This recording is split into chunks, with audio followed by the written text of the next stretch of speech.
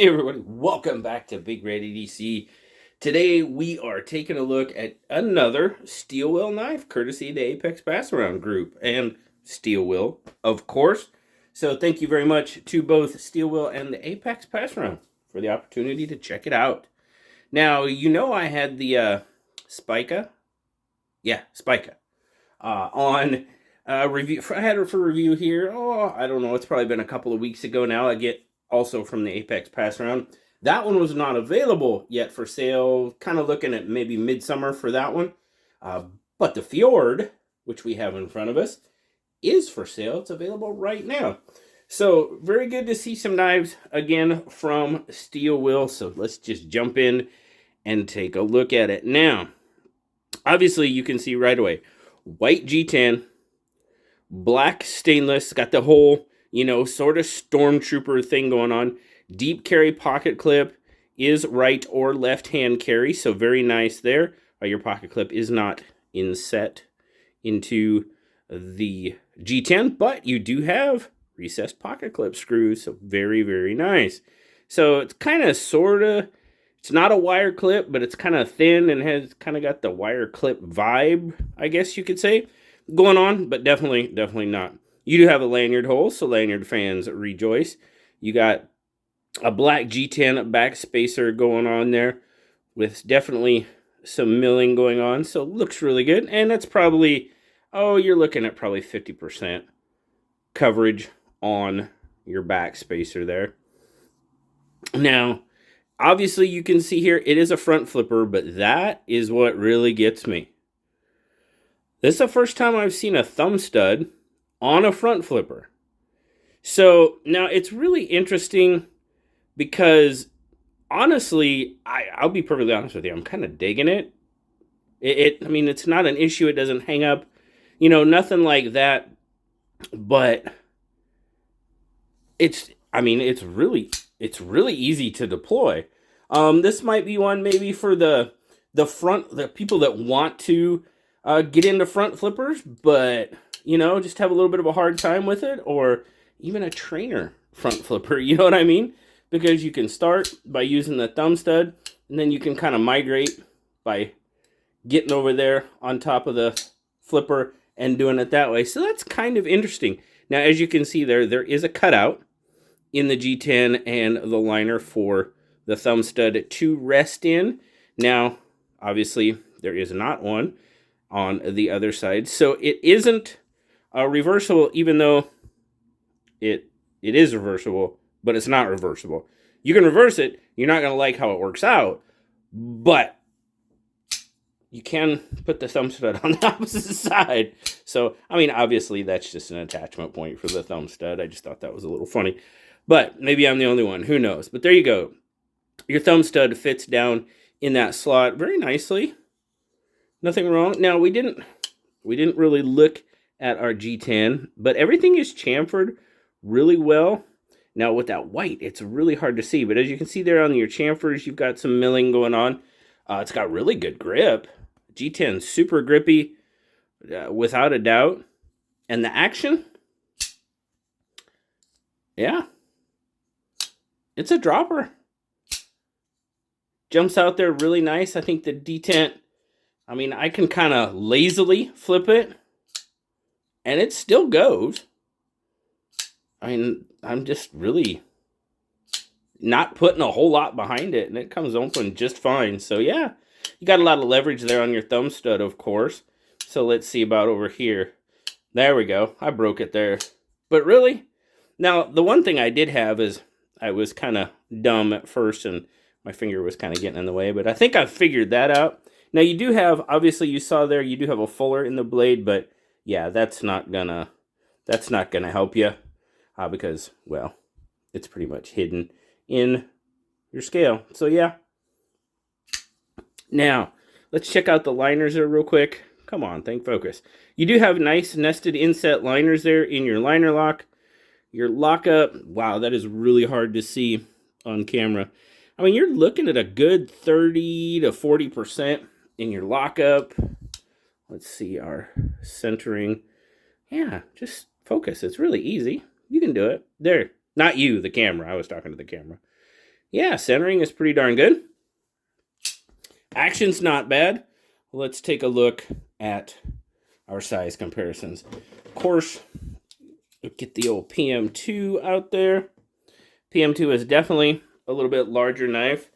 Now, the thing about I've seen the Fjord, I've read the Fjord is, they refer to it as kind of like a modernized Puuko style knife. And with that blade, I mean, you can pretty much see that, the handle as well. So it's kind of heavily Puuko influenced, I guess you could say, with that one. The name Fjord, I mean, that's fairly, Norse. And then, of course, the bug out. A little bit bigger than the bug out. A little bit on the handle, but really, really pretty close as far as overall length. Obviously, the Puuko, there you go.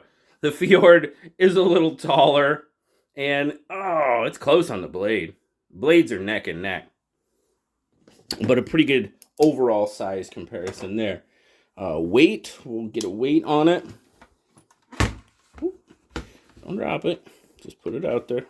There we go. All right, what do we got for grams? 108 or 3.8 ounces. For the size, it's not too bad. And I didn't even give you any measurements on it. All right, we got 3.8 ounces. Let's see how that measures up against our blade length. 1, 2, 3, 4, 5, 6, 7.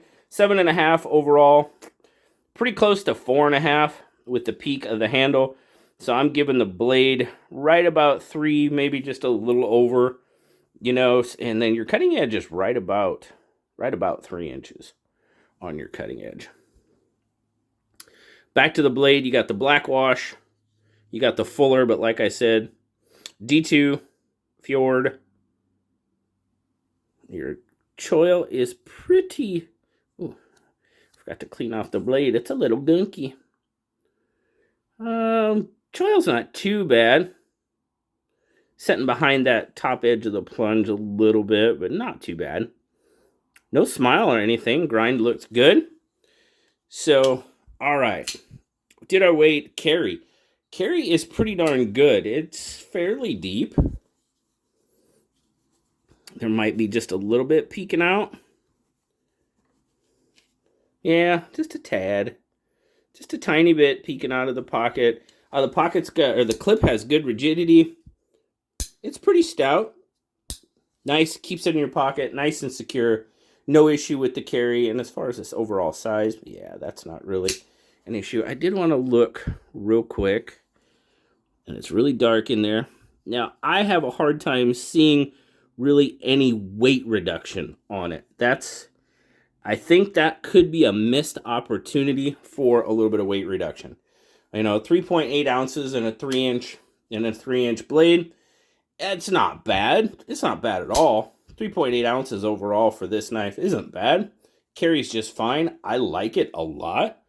But it could be lighter, you know what I mean, if we did some weight reduction for those of you that would want that.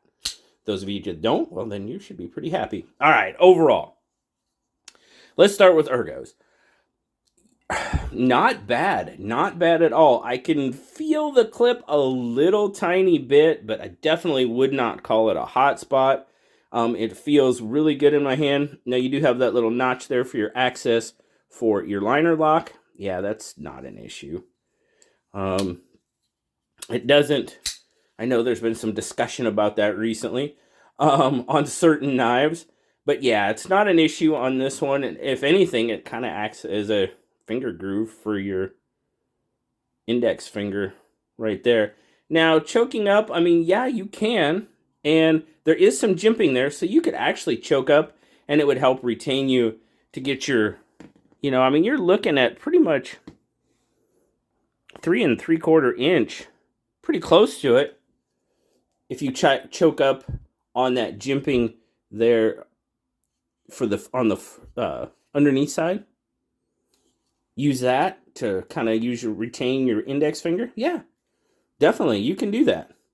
Now, I know the Stormtrooper look. I'm a huge Star Wars fan, but I will tell you that I'm not a fan of white G10. Yeah, it gets dirty. It looks muggy. If you use your knives and don't care, that's fine. I do, but I don't like my knives looking like crap, even though I do use them. So, yeah, white G10, it's just hard to keep clean. Great for dyeing. I would dye it. That's exactly what I would do. Probably red, maybe a different color, who knows, but probably red. You know, jade and white, I'm kind of in the same ballpark there. They're great for dyeing, but just not an overall fan. This also comes in black. It comes in a light gray. The black has a satin finish, and the light gray has the kind of black washed finish, just like the white one does here. You know, overall, it's not a bad knife. My biggest sticking point probably with this knife is where the price point is set. That's my biggest sticking point. This guy sells for just over $70.